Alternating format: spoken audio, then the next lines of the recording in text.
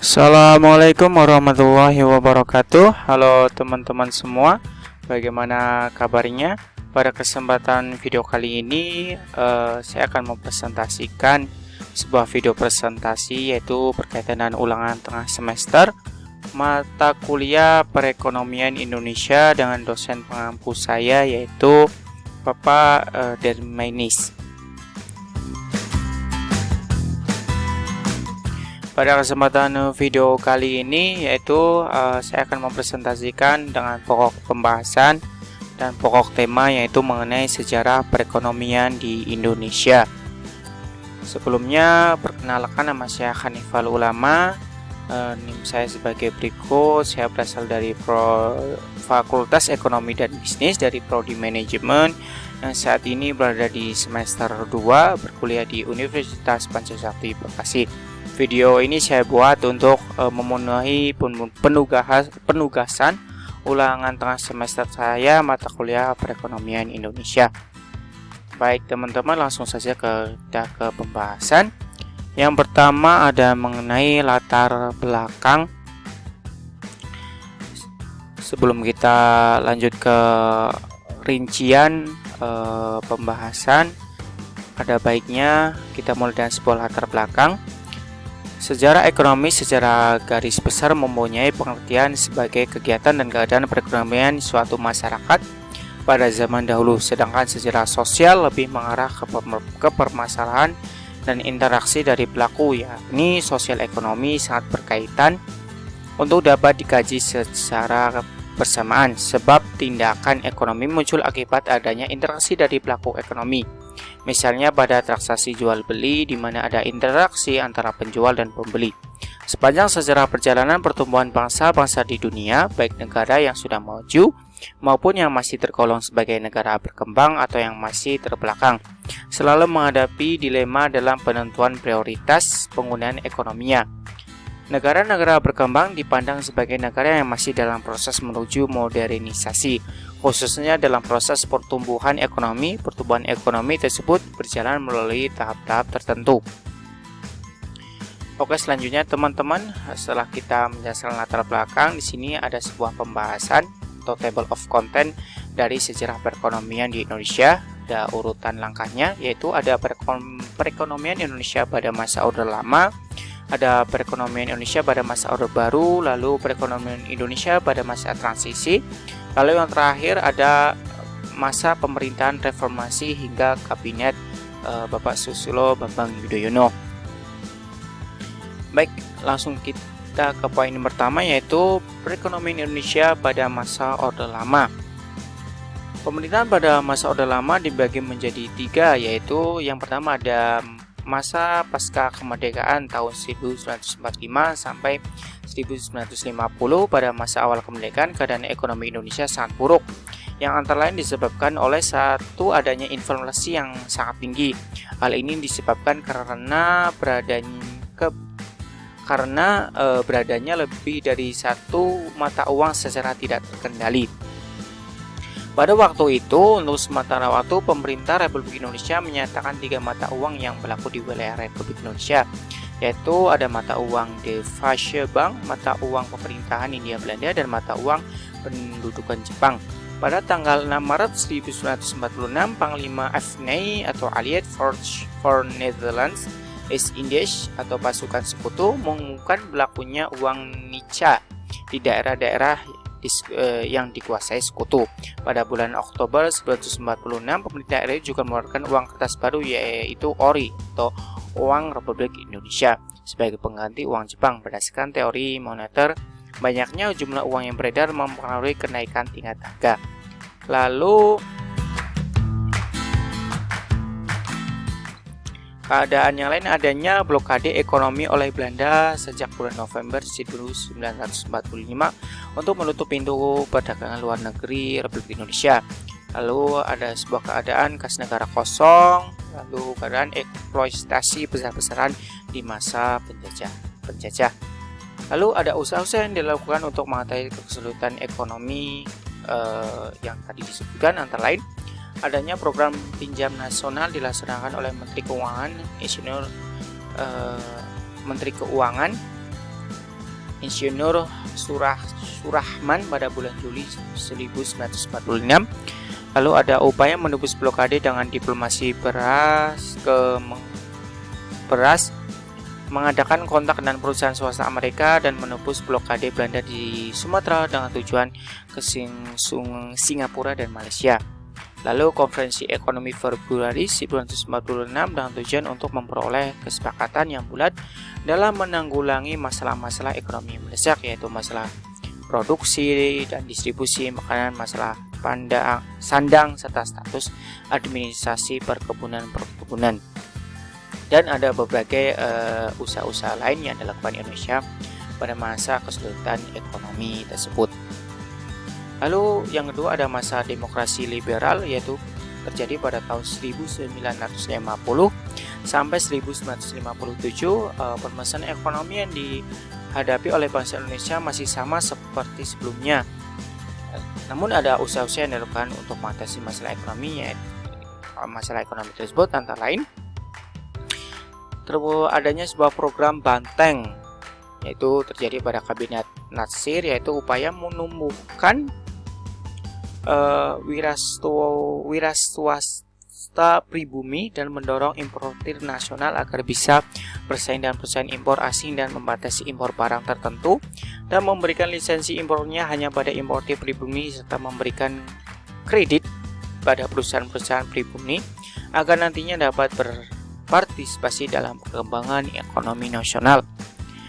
Lalu usaha yang lainnya itu adanya nasionalisasi Devasa Bank jadi Bank Indonesia pada 15 Desember 1951 lewat UU nomor 24 tahun 1951 dan fungsi sebagai bank sentral dan bank sirkulasi. Lalu masa yang ketiga ada masa demokrasi terpimpin terjadi pada tahun 1959 sampai 1957 sebagai akibat dari dekret Presiden 5 Juli 1959, maka Indonesia menjalankan sistem demokrasi terpimpin dan struktur ekonomi Indonesia menjurus pada sistem etatisme atau segala-galanya diatur oleh pemerintah. Dengan sistem ini diharapkan akan membawa ada kemakmuran bersama dan kebersamaan dalam sosial, politik, dan ekonomi. Akan tetapi kebijakan ekonomi yang diambil pemerintah di masa ini belum mampu memperbaiki keadaan ekonomi Indonesia, antara lain adanya devaluasi yang diumumkan pada 25 Agustus 1959 menurunkan nilai uang sebaik berikut: uang kertas pecahan senilai 500 perak menjadi 50 perak, yang kertas pecahan 1000 rupiah menjadi sebesar 100 perak, dan semua simpanan di bank yang melebihi 25.000 dibekukan. Devaluasi yang dilakukan pada 13 Desember 1965 menjadikan uang senilai 1.000 rupiah menjadi Rp1 rupiah, sehingga uang rupiah baru mestinya dihargai 1.000 kali lipat uang rupiah. Pembentukan deklarasi ekonomi DEKON untuk mencapai tahap ekonomi sosialis Indonesia dengan cara terpimpin dalam pelaksanaannya justru mengakibatkan stagnasi bagi perekonomian Indonesia. Bahkan pada tahun 1991 sampai 1962 harga barang-barang naik 400%. Baik, selanjutnya poin yang kedua ada perekonomian Indonesia pada masa Orde Baru. Pada masa Orde Baru identik dengan masa pemerintahan Presiden Soeharto. Pada masa ini dikenal dengan beberapa tahapan pembangunan yang menjadi agendanya. Namun proses perjalanan Orde Baru juga penuh dengan dinamika, sehingga kondisi perjalanan perekonomian juga seiring dengannya. Orde Baru mengawali rezimnya dengan menekankan pada otoritas stabilitas ekonomi dan politik. Program pemerintah berorientasi pada pengendalian inflasi, penyelamatan keuangan negara, dan pengamanan kebutuhan pokok rakyat berkaca pada masa sebelumnya, di mana ketika sistem ekonomi liberal diterapkan ternyata berdampak pada kegagalan pengusaha pribumi dalam bersaing dengan pengusaha non-pribumi. Maka pemerintah menerapkan kebijakan ekonomi yang baru melalui pendekatan demokrasi Pancasila, dan secara perlahan campur tangan pemerintah dalam perekonomian mulai masuk. Pentingnya aspek pemerataan utamanya bisa dibentuk dalam masa itu, sehingga muncul istilah 8 jalur pemerataan sebagai basis kebijakan ekonominya. Kedelapan jalur tersebut adalah 1. Kebutuhan pokok, 2. Pendudukan dan kesehatan, ketiga pembagian pendapatan, keempat kesempatan kerja, kelima kesempatan berusaha, keenam partisipasi wanita dan generasi muda, ketujuh penyebaran pembangunan, dan yang terakhir adanya jalur peradilan. Masa Orde Baru melakukan 4 tahapan pelaksanaan: tahap penyelamatan, rehabilitasi, konsolidasi, stabilisasi, lalu adanya pemberlakuan kebijakan terhadap 3 UU baru tentang perbankan, kebijakan anggaran berimbang, melakukan pembangunan jangka panjang atau PLITA pemerintah. Yang pertama ada PLITA 1 terjadi pada tahun 1969 sampai 1974. Titik berat pada pemeliharaan stabilitas perekonomian dan pertumbuhan ekonomi sebesar 8,56% per tahun. Lalu ada PLITA 2 terjadi 1974 sampai 1979. Titik berat pada pertumbuhan ekonomi sebesar 6,96% per tahun. Lalu ada PLITA ketiga sampai kelima, titik berat pada pemerintahan hasil pembangunan pertumbuhan ekonomi sebesar 6,2%, sedangkan PLITA ke-6 sebesar 5,21%, PLITA ke-5 sebesar 6,76% per tahun. Oke teman-teman, lanjut poin yang ketiga ada perekonomian Indonesia pada masa transisi. Pada tanggal 14 dan 15 Mei 1997, nilai tukar baht Thailand terhadap dolar Amerika Serikat mengalami suatu goncangan hebat akibat para investor asing mengambil keputusan jual, karena mereka pada investor asing tidak percaya lagi terhadap prospek perekonomian negara tersebut. Paling tidak untuk jangka pendek, pemerintah Thailand meminta bantuan IMF. Pengumuman itu mendepresiasikan nilai baht sekitar 15% hingga 20% hingga mencapai nilai terendah, yakni 28,20 baht per dolar Amerika Serikat. Apa yang terjadi di Thailand akhirnya merebak di Indonesia dan beberapa negara Asia lainnya. Rupiah Indonesia mulai merendah sekitar pada bulan Juli 1997 dari senilai yaitu 2.500 menjadi 2.950 per dolar Amerika Serikat.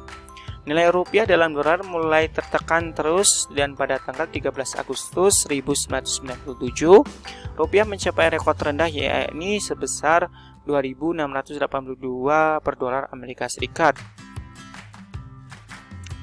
Nilai rupiah dalam dolar mulai tertekan terus pada tanggal 13 Agustus 1997 rupiah mencapai dolar terendah yakni sebesar 2.682 per dolar Amerika Serikat sebelum akhirnya ditutup 2.655 per dolar Amerika Serikat. Pada tahun 1998 antara bulan Januari sampai Februari sempat menembus 11.000 rupiah per dolar Amerika Serikat, dan pada bulan Maret nilai rupiah mencapai 10.550 rupiah untuk 1 dolar Amerika Serikat. Saya ulangi, antara bulan Januari sampai Februari sempat menembus 11.000 rupiah per dolar Amerika Serikat, dan pada bulan Maret nilai rupiah mencapai 10.550 rupiah untuk 1 dolar Amerika Serikat.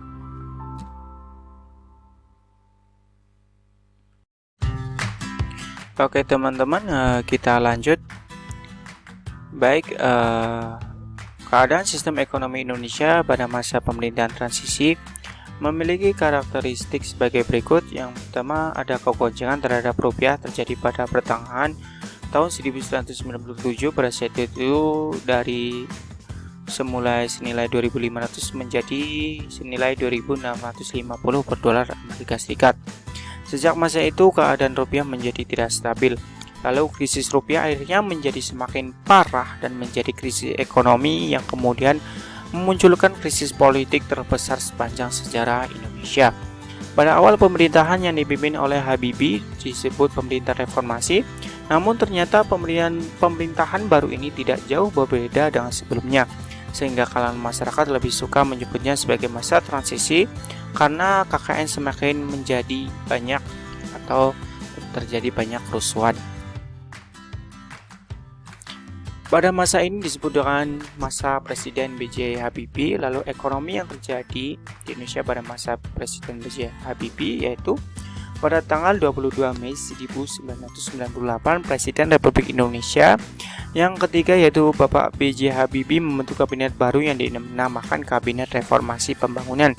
Kabinet itu terdiri dari atas 16 orang menteri dan para menteri itu diambil dari unsur-unsur militer atau ABRI dari Partai Golkar, P3 dan PDI. Ada beberapa hal yang dilakukan oleh pemerintah Habibie untuk memperbaiki perekonomian Indonesia, di antaranya merekapitulasi perbankan dan menerapkan independensi Bank Indonesia agar lebih fokus mengurangi perekonomian, melikuidasi beberapa bank bermasalah. Atau likuidasi adalah kemampuan seorang atau perusahaan untuk memenuhi kewajiban atau utang yang segera harus dibayar dengan harta lancarnya. Lalu melakukan menaikkan nilai tukar rupiah. Lalu apa peran pemerintah dalam masa transisi? Masa transisi yang panjang perlu disikapi dan melihat kebijakan ekonomi apa yang bisa mengeluarkan rakyat dari jebakan masa transisi. Jebakan transisi mengembangkan birokrasi yang kurang peka terhadap kesulitan ekonomi rakyat. Untuk itu perlu adanya lembaga di luar birokrasi yang mampu memberikan pencerahan ekonomi seperti halnya kemunculan Komisi Pemberantasan Korupsi atau KPK yang bisa memberikan sedikit pencerahan dalam penegakan hukum pemberantasan korupsi. Pemerintah perlu diberikan masukan yang insentif untuk masalah ini agar terbuka pemikirannya untuk memperbaiki ekonomi rakyat. Kebijakan memperbaiki ekonomi rakyat terlepas dari upaya pengurangan jumlah kemiskinan. Pada masa transisi ini, rakyat miskin menjadi pihak yang paling merasakan akibat kebijakan pemerintah seperti kenaikan harga BBM yang menyebabkan inflasi tinggi. Oke teman-teman, sampai kita ke poin keempat yaitu pemerintahan keadaan ekonomi pada pemerintahan reformasi hingga kabinet Susilo Bambang Yudhoyono. Kita kilas singkat dulu, yaitu ada perjalanan reformasi ekonomi Indonesia pada tahun 1997 sampai 2016. Reformasi ekonomi menjadi hal yang sangat penting dilakukan untuk memangkas hambatan yang menciptakan inefisiensi perekonomian serta mendorong kinerja perekonomian untuk mencapai potensi maksimal. Dalam praktiknya, pelaksanaan reformasi ekonomi di sebuah negara biasanya sangat kompleks karena melibatkan berbagai pihak dan kepentingan serta dipengaruhi sejumlah faktor seperti ekonomi maupun politik. Dalam kajian ini atau tulisan ini kami lakukan analisis singkat mengenai berbagai upaya reformasi ekonomi di Indonesia setelah krisis finansial Asia 1997 hingga mendekati pertengahan tahun 2016. Tulisan ini memberikan narasi mengenai pengalaman reformasi ekonomi di Indonesia, baik yang berhasil maupun gagal dilakukan pada masing-masing periode pemerintahan. Tulisan ini juga menjelaskan mengenai dinamika ekonomi politik, fitur, dan penekanan reformasi di masing-masing periode, serta menarik sejumlah pelajaran dari berbagai upaya reformasi ekonomi di Indonesia setelah terjadinya krisis. Yang pertama, ada sebuah periode awal pemulihan krisis yaitu terjadi pada 1997 sampai 2001. Krisis finansial yang melanda Asia pada 1997 menyebabkan kontraksi pada perekonomian Indonesia sebesar 13% serta depresiasi masif pada nilai tukar rupiah. Sebagai tindak lanjut dari krisis, Indonesia memutuskan untuk mendapatkan pinjaman dari International Monetary Fund atau IMF. Program IMF dimulai dengan penandatanganan Letter of Intent atau LOI yang pertama pada akhir Oktober 1997 yang berlanjut hingga Desember 2003. Dalam periode ini, 4 presiden yang berbeda mengimplementasikan sejumlah program reformasi ekonomi dan hasil yang beragam. Lalu ada periode Megawati yang terjadi pada 2001 sampai 2004. Selanjutnya, tim ekonomi Presiden Megawati kembali memperbaiki hubungan dengan IMF yang berujung pada sejumlah persetujuan dan IMF untuk memperbarui program bantuan IMF yang sempat dihentikan. Tim ekonomi Megawati cukup terbuka dan suportif dengan program IMF. Stabilitas politik pun berhasil kembali dibangun di bawah pemerintahan Megawati. Akan tetapi, implementasi program reformasi ini berjalan cukup lambat, antara lain karena kurangnya kapasitas implementasi. Sebab masalah yang telah ada sejak pemerintahan Gusdur sejak pertengahan 2002. Mulai terbangun opini publik agar pemerintah tidak melanjutkan program bantuan IMF setelah selesai pada akhir 2003. Pada saat itu hanya Indonesia statusnya negara yang terkena krisis keuangan, yaitu tahun 1997 sampai 98 yang masih menerima bantuan IMF. Pada Juli 2003, pemerintah mengumumkan bahwa program bantuan IMF tidak akan dilanjutkan. Lalu pada periode Susilo Bambang Yudhoyono atau Bapak SBY tahun 2004 sampai 2014, pada era pemerintahan Presiden Yudhoyono terhadap 3 perubahan besar pada lanskap politik dan ekonomi berpengaruh pada upaya serta praktik liberalisasi atau reformasi ekonomi. Pertama, mulai ada peralihan otoritas dari presiden kepada parlemen. Tidak seperti zaman Soeharto, kekuasaan presiden mulai dikurangi dan parlemen memiliki kekuasaan dan pengaruh yang lebih besar dalam menentukan arah kebijakan atau reformasi ekonomi tertentu. Hal ini terutama ditunjukkan oleh SBY yang tampak kurang berani dalam melakukan reformasi ekonomi yang diperlukan namun tidak populer, karena takut mengalami nasib yang sama dengan 2 presiden terdahulu yang dimakzulkan DPR. Kedua, menteri kunci yang terkait ekonomi ini menjadi jabatan politik dan lebih banyak diambil dari berbagai partai politik, dengan kabinet pelangi pada pemerintahan SBY periode pertama. Hal ini dilakukan sebagai upaya mendapatkan dukungan politik dari parlemen. Ketiga, desentralisasi serta otonomi daerah yang telah menyerahkan banyak tanggung jawab pengolahan politik maupun ekonomi kepada pemerintah daerah. Itu dia, sekian dari saya presentasinya mengenai sejarah perekonomian di Indonesia. Bagi teman-teman yang sudah menonton, saya ucapkan terima kasih dan sampai jumpa.